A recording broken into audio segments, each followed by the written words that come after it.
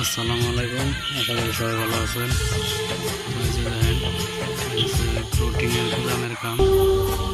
আমরা 3জন লোক এখানে কাজ করছি, গাড়ি লেগে আছে। প্রায় 1200-1300 মতো বস্তা আসছিল। 500 থেকে 600 বস্তা খালি করছি, আরও 500-600 বস্তা আছে। মতন বাসা নাই কেরালা কাম কাম করার আয়ো কেরালা বায়ান ধরে শুইবে আয়ো আর এই যে পঞ্চাশ কেজি বস্তা 1800-1900 রাখবো খালি করবা পয়সা আছে বাম্পার পয়সা 1200 টাকা হাজিরা আয়ো কিছু কবে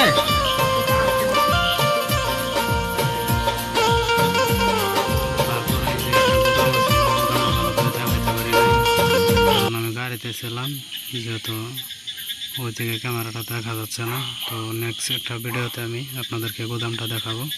তো সবাই ভালো থাকবেন, ভিডিওটা এখানে শেষ করছি।